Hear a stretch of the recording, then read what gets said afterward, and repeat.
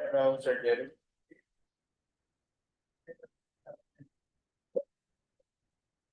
Good morning, everyone, and welcome to the privy conference of 13 Civil Works Project and one for the goods and services.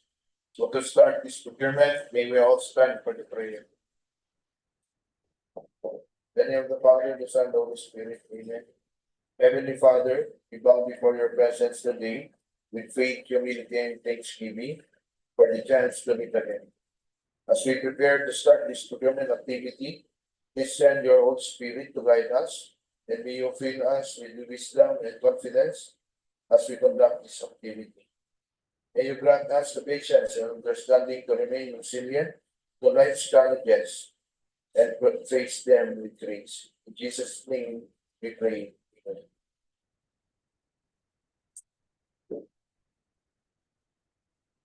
So once again, good morning.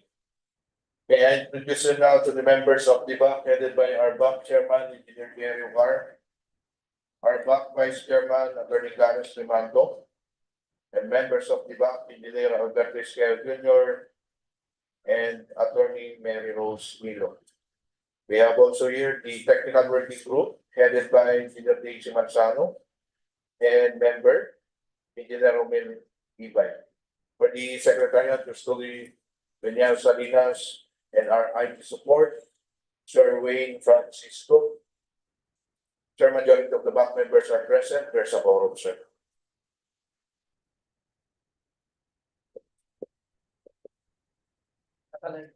Nakalive, sir. Nakapokus na kasi. Okay, thank you. So, as announced, we will be having a briefing conference for 30 civil works projects and for 100 goods and services. So, for the Division Awards Committee, we have a forum and vice president, so we have a forum and of course the proceedings for this briefing conference to order. So this briefing conference is being made to discuss the prospective leaders, among others, are the project details, including the technical and financial requirements of the contracts to the bid. Do we have prospective leaders attending this conference? Thanks, sir. So anyway, we will put it as scheduled. So Secretariat, please do the presentation of the briefing conference for this contracts to be bid.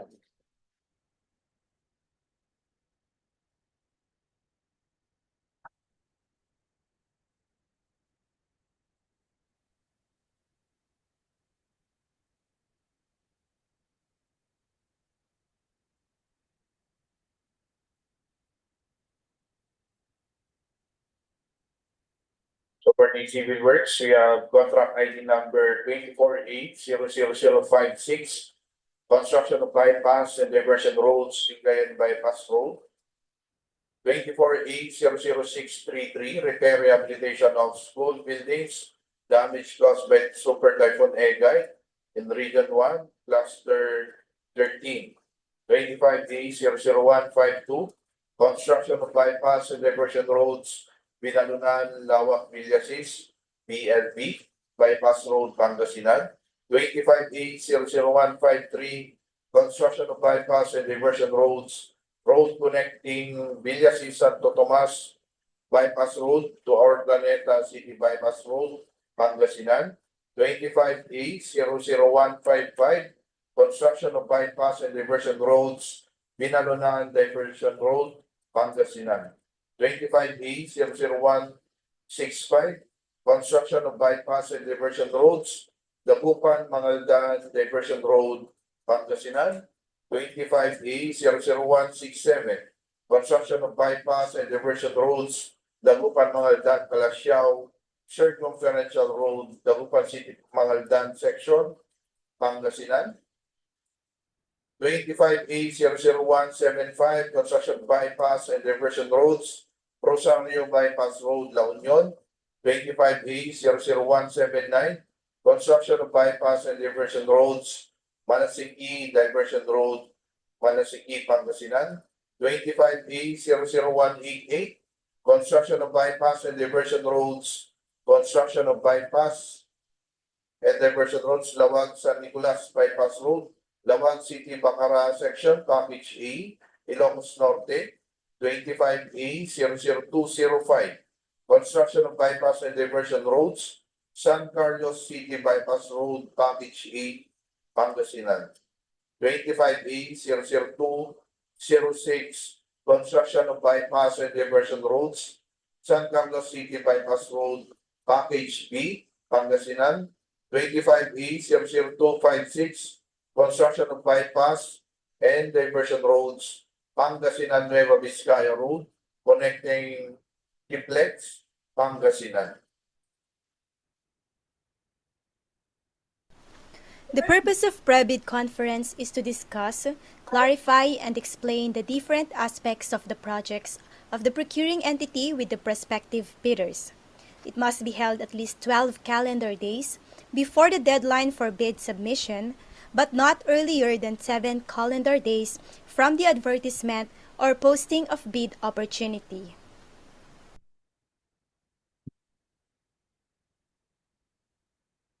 So here are the following contract data of the project for 24A00056.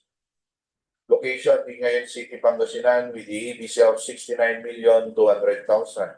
For the scope of works, we have the earthworks, including embankment, construction of stone masonry and retaining wall, resting on RC piles, foundation, as slope protection, construction of PCCP with the width of 13.4 meter and the thickness of 0.28 meter. Aggregate sub-base scores with contract duration of 151 calendar days. 24A00633, location, Bawang and Aguilian, La Union, with the ABC of 9,650,000. Under the funding source, Quick Response Fund, with the scope of works for Bawang Elementary School, Bawang, La Union, installation of project billboard, signboard, demolition works, earthworks, soil poisoning, steel works, concrete works, masonry and plastering works, roofing works, ceiling works, painting works, electrical works, installation of doors and windows. Barawas Norte Elementary School, Naguilian, La Union, installation of project billboard, signboard, demolition works, earthworks, soil poisoning, steel works, concrete works, masonry and plastering works, roofing works, ceiling works, painting works, electrical works, installation of doors and windows. Naguilian Central School, Naguilian, La Union, installation of project billboard, signboard, demolition works, earthworks, soil poisoning, steel works, concrete works, masonry and plastering works, roofing works, ceiling works, painting works, electrical works, installation of doors and windows, mechanical works, for the contract duration of 120 calendar days.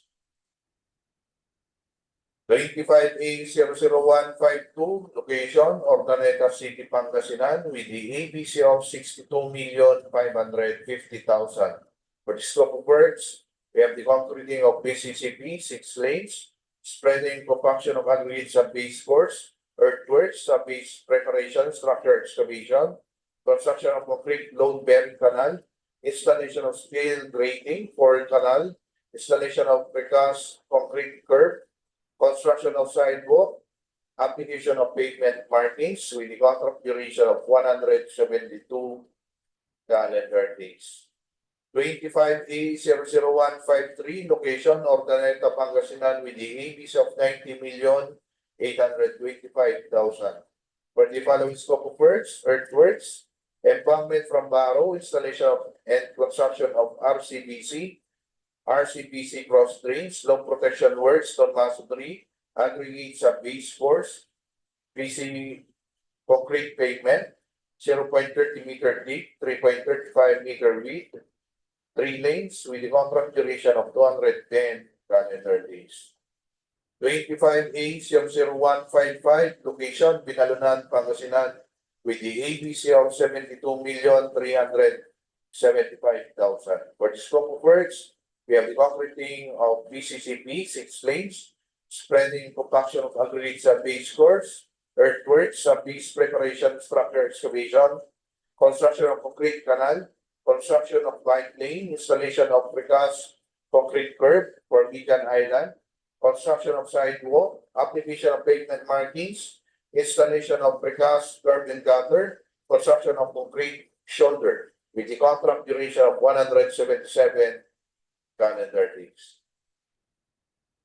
25A00165, location Mangaldan, Pangasinan with the ABC of 60,550,000. For the scope of works, that spreading and compaction of aggregates sa base course, earthworks, embankment, installation of RCPC 910 millimeter diameter, laying of boulder fill for slope protection, stone masonry works with the contract duration of 175 calendar days.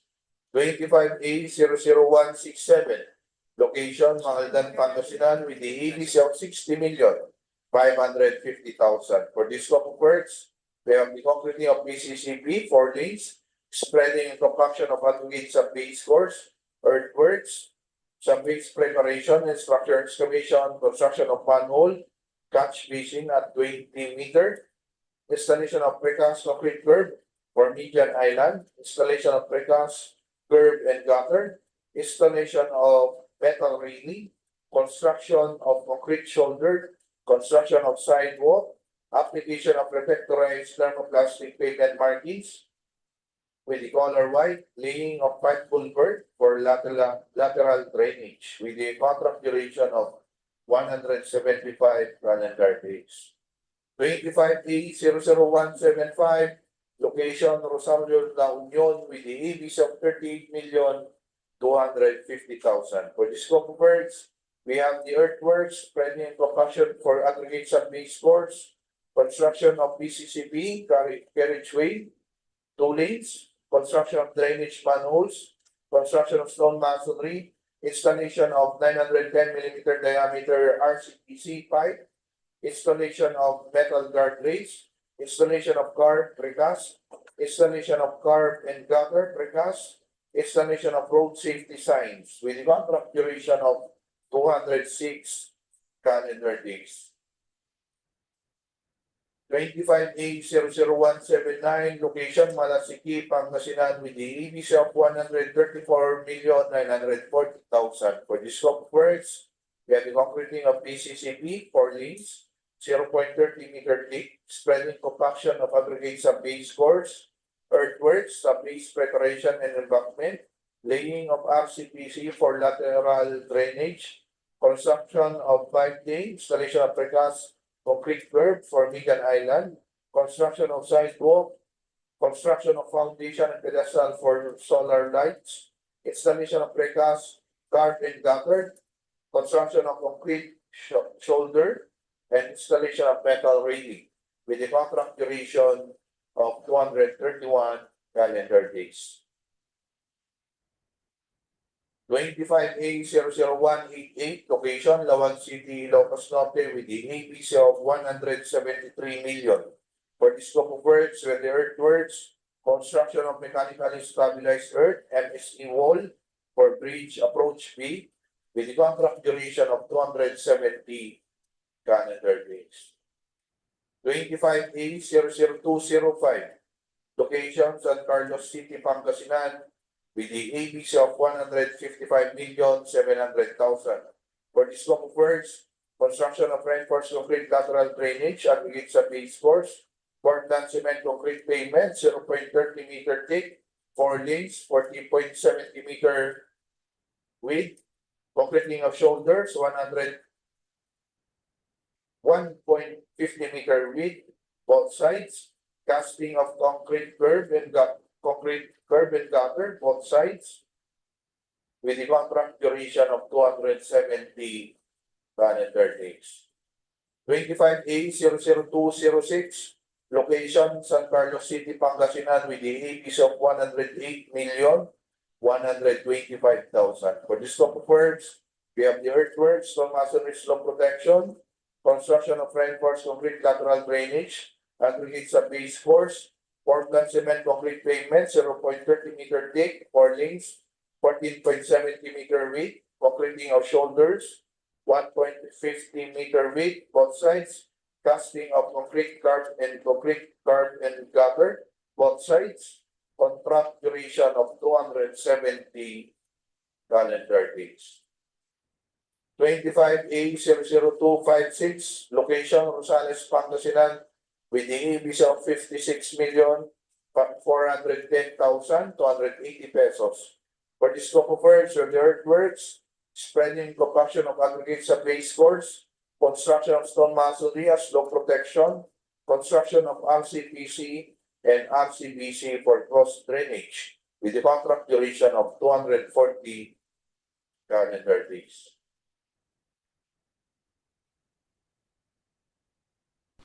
Supplemental Bid Bulletin issued by BAC to answer requests for clarification, queries submitted 10 calendar days before deadline or interpretation, and upon BAC's initiative to clarify or modify any provision of bidding documents at least 7 calendar days before deadline for bids. Posted in PhilJEP's and procuring entity's website and at any conspicuous place within the premises of the procuring entity. Bidders who have submitted bids before the issuance of supplemental bid bulletin must be informed in writing and allowed to modify or withdraw their respective bids. Submission and receipt of bids. Checklist of technical documents Class A. Legal documents. Valid PhilJEP's registration certificate, Platinum membership, in accordance with Section 8.5.2 of the IRR. Per GPPB Resolution Number 18-2017, in lieu of the Class A eligibility documents, which were uploaded and maintained current and updated in PhilJEP's, bidders are required to submit their PhilJEP's certificate of registration during bid submission in the case infrastructure projects, pursuant to Section 25.2 BI of the 2016 revised IRR of RA 9184. Additional for the checklist of technical documents, Class A technical documents. Statement of the prospective bidder of all its ongoing government and private contracts, including contracts awarded but not yet started, if any, whether similar or not similar in nature and complexity to the contract to be bid.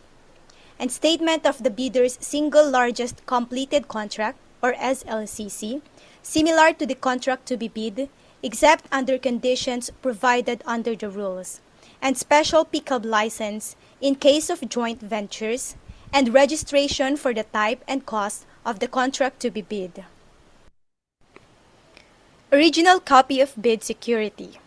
If in the form of a surety bond, submit also a certification issued by the Insurance Commission or original copy of notarized bid securing declaration. Bid validity period, 120 calendar days from the date of submission of bids. Bid security validity period, 120 calendar days from the date of submission of bids. The bidder shall submit a bid securing declaration or any form of bid security enumerated below. Cash or cashier's manager check issued by a universal or commercial bank, 2%. Bank draft or guarantee or irrevocable letter of credit issued by a universal or commercial bank, 2%. And surety bond called upon demand issued by a surety or insurance company duly certified by the Insurance Commission as authorized to issue such security, 5%. Project requirements which shall include the following: organizational chart for the contract to be bid, list of contractors' key personnel, project manager, project engineers, materials engineers, and foremen to be assigned to the contract to be bid with their complete qualification and experience data. List of contractors' major equipment units which are owned, leased, and or under purchase agreements, supported by proof of ownership or certification of availability of equipment from the equipment lessor vendor for the duration of the project, as the case may be. For the laboratory equipment, please refer to DPWH Department Order No. 11, Series of 2017 for the minimum materials testing equipment. Original duly signed Omnibus Sworn Statement or OSS, and if applicable, original notarized Secretary's Certificate in case of a corporation, partnership, or cooperative, or original special power of attorney of all members of the joint venture giving full power and authority to its officer to sign the Omnibus Sworn Statement and do acts to represent the bidder. For the financial documents, the prospective bidder's computation of net financial contracting capacity or NFCC, computation of NFCC of at least equal to ABC computed using the prescribed formula. NFCC equals current assets minus current liabilities times 15 minus value of unfinished projects including awarded projects not yet started coinciding with the contract to be bid. Class B documents, if applicable, duly signed joint venture agreement in accordance with RA number 4566 and its IRR in case the joint venture is already in existence, or duly notarized statement from all the potential joint venture partners stating that they will enter into and abide by the provisions of the joint venture agreement in the instance that the bid is successful. Checklist of financial documents.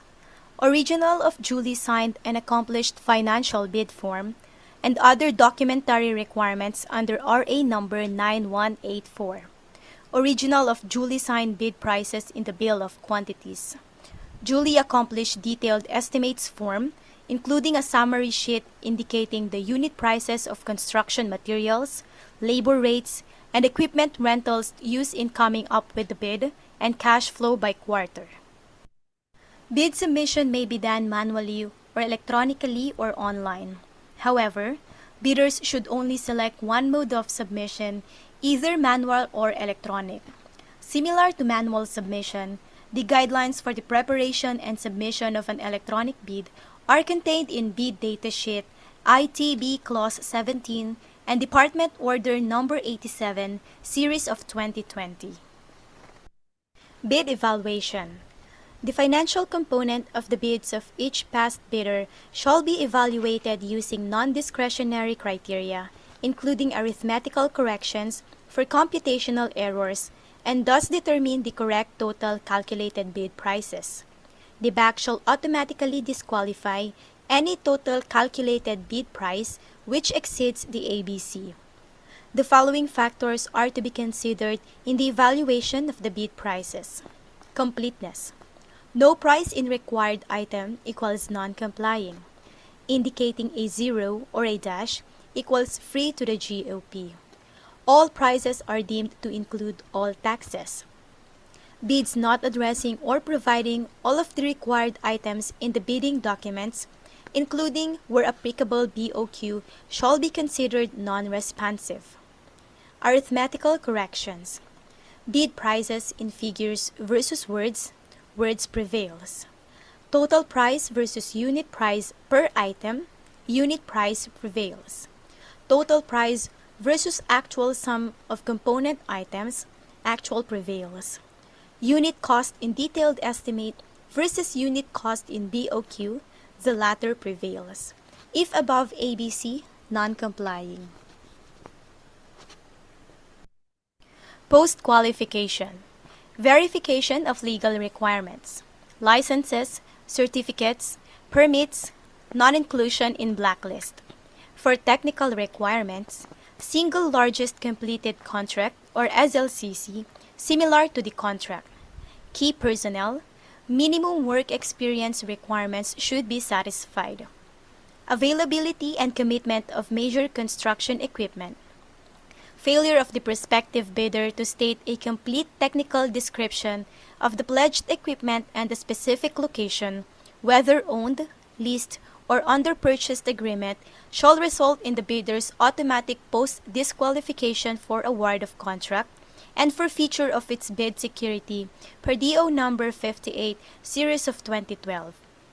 Performance in ongoing government and private contracts. Negative slippage of at least 15% in any one project or negative slippage of at least 10% in each of two or more contracts. Failure of the contractor to commence repair work and complete ongoing contracts in the prescribed date after receipt of the notice of defects and deficiencies. Failure of the contractor to commence repair works on contracts with pending certificate of acceptance in the prescribed date after the receipt of the notice of defects and failures. Substandard quality of works or unsatisfactory performance per contract term and conditions at the time of inspection. Liquidated damages currently imposed on the contractor. DO number 127, series of 2018, strict application of RA 9184 in the conduct of the post-qualification of bidders with delayed ongoing contract with DPWH. Authenticity and correctness of bid security. For financial requirements, audited financial statement or AFS, especially current assets and liabilities. Up-to-date value of all outstanding or uncompleted works under ongoing and awarded contracts. Updated NFCC versus ABC. Requirements within 5 calendar days from receipt by the bidder of the notice from the BAC that the bidder has the lowest calculated bid or highest rated bid. The bidder shall submit to the BAC the following: registration certificate from SEC, Department of Trade and Industry, for sole proprietorship or CDA for cooperatives. Mayor's or business permit issued by the city or municipality where the principal place of business of the prospective bidder is located, or the equivalent document for exclusive economic zones or areas. Latest income tax and business returns duly stamped and received by BIR and duly validated with the tax payments. Tax clearance per EO 398 series of 2005 as finally reviewed and approved by the Bureau of Internal Revenue. Valid Philippine Contractors Accreditation Board or PCAB license. Failure to submit any of the post-qualification requirements on time or finding against the veracity thereof shall disqualify the bidder for award, provided that in the event that a finding against the veracity of any of the documents submitted is made, it shall cause the forfeiture of the bid security in accordance with Section 69 of this IRR. Notes on the personnel and equipment requirements of the project. As per DO number 9 series of 2012, technical requirements for civil works projects for public bidding. If a proposed key technical personnel is an employee of the bidder and working on another project at the same time of the bidding, the bidder shall submit a certification that the personnel will be pulled out from the ongoing project once the bidder is awarded the contract, and he or she will be replaced with another person with equal or better qualifications as certified by the head of the implementing office. The bidder may propose a key technical personnel who is not its employee, provided that the said personnel is required to submit a certification that he or she will work for the bidder if it is awarded the contract under bidding. These certifications shall be included in the first envelope of the sealed bid. Also to be verified during post-qualification is the set of equipment pledged by the bidder. The bidder should specify in the submitted bid the location of the equipment where they can be inspected. If any equipment is not in the specified location, then the bidder shall be post-disqualified. For the contract award, the contract shall be awarded to the bidder whose bid has been determined to be the lowest calculated and responsive bid as a result of the detailed evaluation and post-qualification conducted.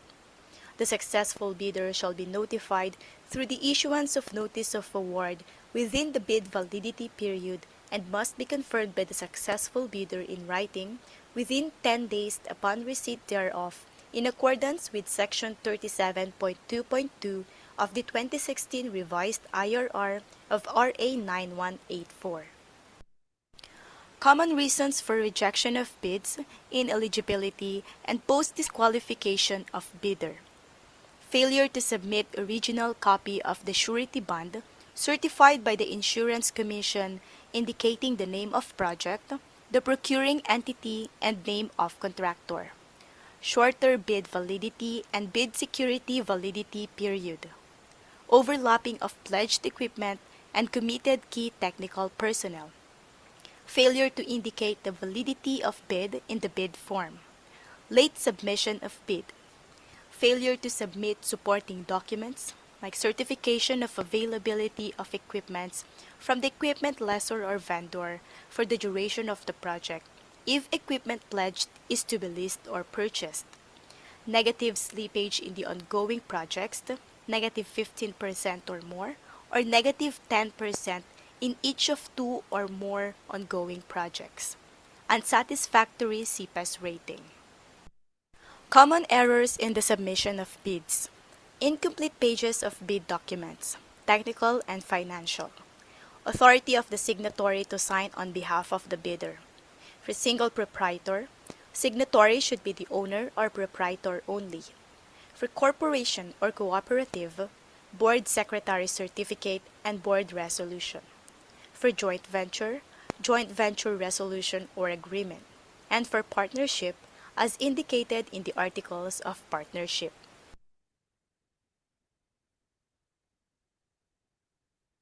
So for these following projects, the 13 Civil Works Project, 24A00056, 24A00633, 25A00152, 25A00153, 155, 165, 167,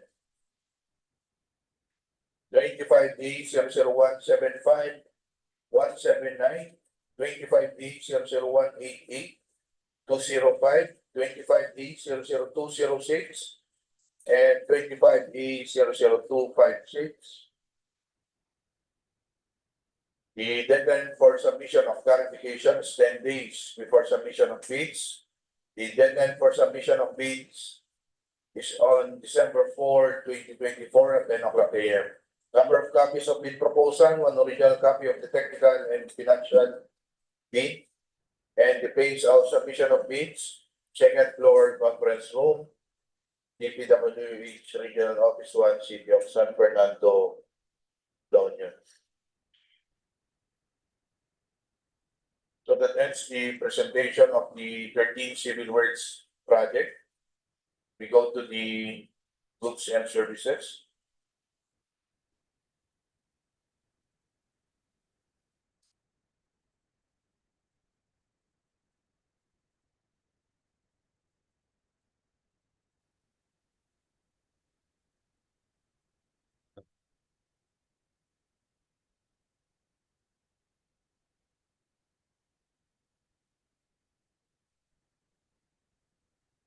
So we have for the goods and services, 24GE 00027 is supply and delivery of office equipment, furniture for use of various divisions of procurement of server installation, commissioning, database, configuration, configuration, connection, integrity, testing, and technical training of 5 units of biometrics, time and attendance license, module, professional unlimited users, DPWH Regional Office 1.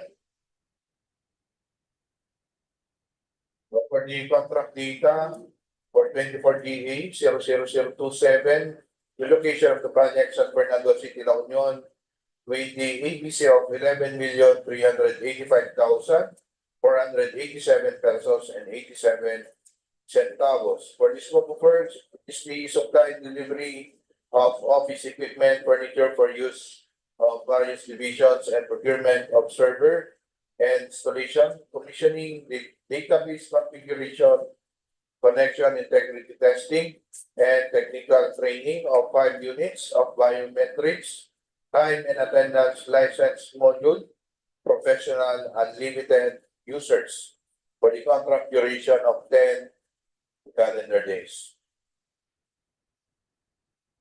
Here are the technical requirements, Class A documents.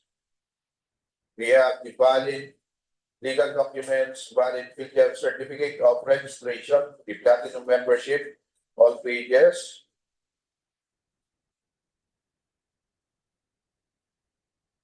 For the Class A documents, technical documents, records of all its ongoing government, private contracts, including awarded but not yet started. Records of single largest completed contract or the SLCC, similar to the contract, adjusted to the current price using the PSA, current price index, should have a contract amount equivalent to at least 50% of the APC. A contract shall be considered similar to the contract to be bid if it has the same major categories of work.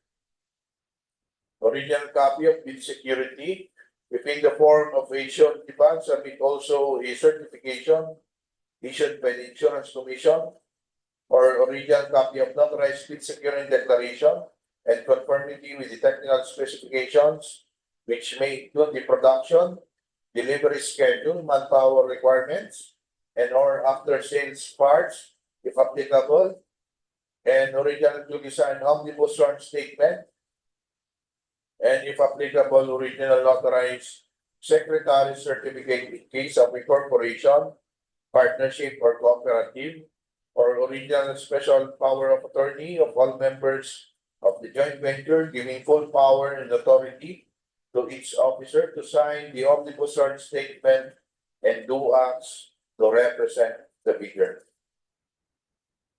For different financial documents, we have the audited financial statements that received by the BIR or its duly accredited and authorized institutions.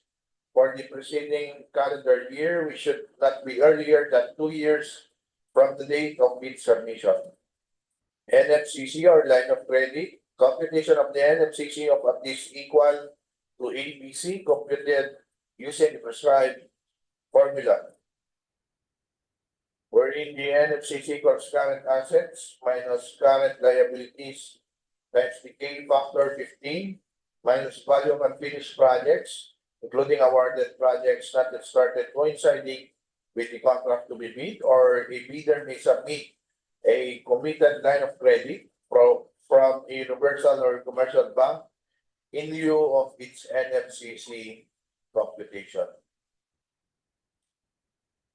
For the Class B documents, it is for the joint venture, if applicable, a duly signed joint venture agreement in case the joint venture is already in existence, or duly notarized statements from all the potential joint venture partners stating that they will enter into and abide by the provisions of the joint venture agreement in the instance that the bid is successful. Certification from the DTI, the bidder claims preference as a domestic bidder or domestic entity. For the financial requirements, we have the original of duly signed and accomplished financial bid form, original of duly signed and accomplished price schedule or schedules, and the bid for B, the financial proposal. For the form of bid security, the bid validity period and bid security validity period is 120 calendar days from the date of submission of bids. The bidder shall submit a bid security declaration or any form of bid security enumerated below. We have the cash or cashier's manager's check issued by a universal or commercial bank, bank draft guarantee or the revocable line of credit issued by a universal or commercial bank is 2% of the ABC. For the surety bond is 5% of the ABC. For the bid evaluation, the financial component of the bids of each past bidder shall be evaluated using non-discretionary criteria, including arithmetical corrections for computational errors, and thus determine the correct total calculated bid prices. The bank shall automatically disqualify any total calculated bid price which exceeds the ABC. The following factors are to be considered in the evaluation of the bid prices: completeness, no price required item equals not complying, indicating a zero or a dash equals free to the government. All prices are deemed to include all taxes, bids not addressing or providing all of the required items in the bidding documents, including where applicable BOQ, shall be considered non-responsive. Arithmetical corrections, bid prices in figures versus words, the words prevails, total price versus unit price per item. The unit price prevails, total price versus actual sum of component items, the actual prevails, unit cost in the detailed estimate versus unit cost in the BOQ, the latter prevails. If above ABC, it is considered non-complying. For the post-qualification, it is the verification of the legal requirements, license and certificates, permits, non-inclusion in the blacklist. Technical requirements, SNCC, similar to the contract. Performance in ongoing government private contracts. Delaying the partial delivery of goods amounting to 10% of the contract price in its ongoing government private contracts.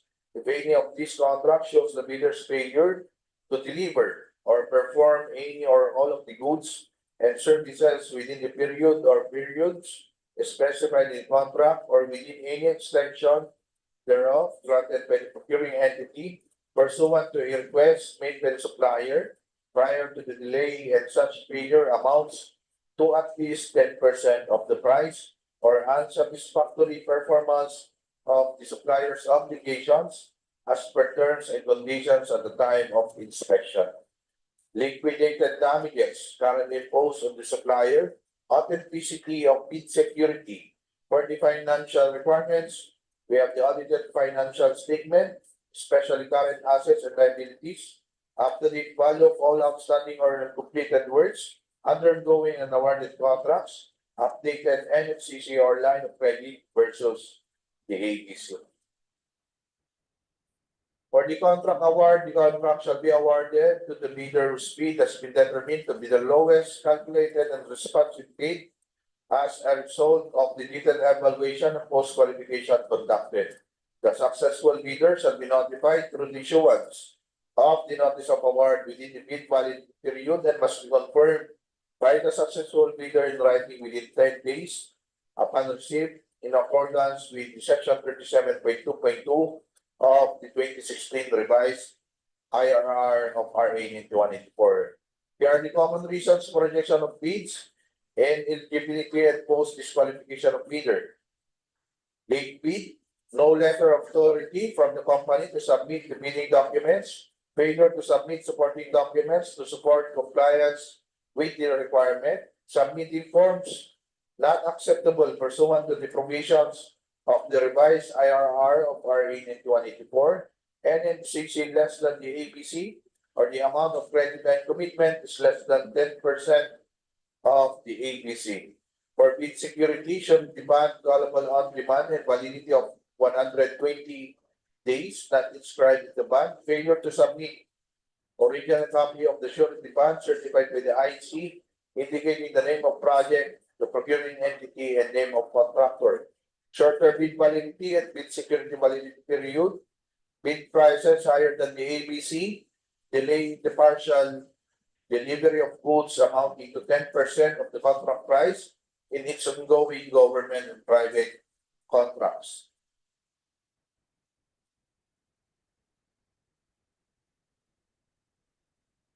So for the goods and services, contract ID number 24GA 00027, the deadline for submission of clarification is 10 days before submission of bids. The deadline for submission of bids is on December 4, 2024 at 10 o'clock a.m. Number of copies of bid proposal, one original copy of the technical and financial proposal, and the place of submission of bids and awards of the second floor conference room, DPWH Regional Office 1, City of San Fernando, La Union. So that answered the presentation of the pre-bid conference for one goods and services. Thank you, Renier. So we have just presented the details of the previous conference for the 13 civil works projects and 100 goods and services. So as announced, please take note that for the Bids and Awards Committee that the next procurement activity for these contracts to be bid, including the goods and services, is on December 4, 2024. So all concerned, including the DPWH and Thank you. this attended the procurement activity on December 4. So Secretary, before we adjourn, we have the announcement. Sir, after this, we have the procurement conference, sir.